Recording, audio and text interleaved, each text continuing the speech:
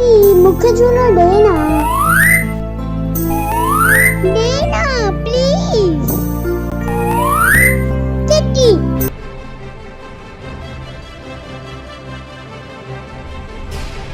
गुड्डी छा थियो?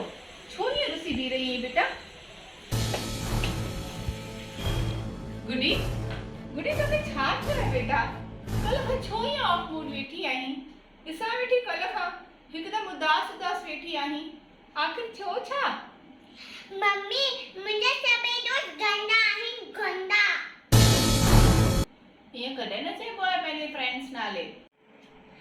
मम्मी आरती झूले ते कलाक वेठी ऐं मूंखे 5 मिंट बि न खाइण ॾिनई।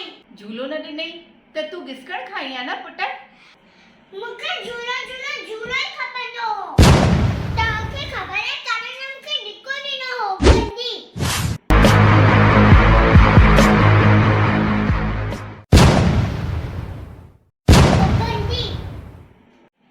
साड़ियुनि लाइ न चइबो आहे।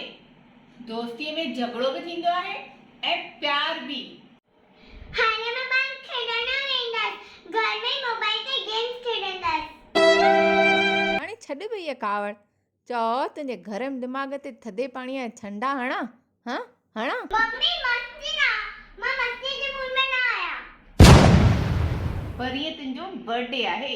जे साड़ियुनि सां ईअं रुसंदीअ त बर्थडे कीअं एंजॉय कंदीअ? हा तो सां गॾु एंजॉय कंदसि। मम्मी मूंखे जाम गिफ्ट वठी ॾींदी आहे न? जाम गिफ्ट्स बि वठी ॾींदीसांइ ऐं हेॾा चॉकलेट्स बि वठी ॾींदीसांइ। चॉकलेट पर स्कूल त बंदि आहे। हा पंहिंजी कॉलोनी जे ॿारनि लाइ बेटा। ठीकु आहे पर मां आरती खे चॉकलेट न ॾींदसि।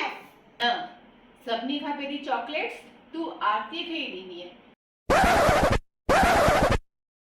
बेटा जे तूं ॿियनि वांगुरु थींदीअ पोइ तो में ऐं उन्हनि में फ़र्क़ु छा? त पाण सुठी थी ऐं ॿियनि लाइ हिकु मिसाल बणिजे। पर मम्मी पर कुझु न। दोस्ती हिकु अनमोल खज़ानो आहे जेको असांखे हमेशह सांडे रखणु घुर्जे।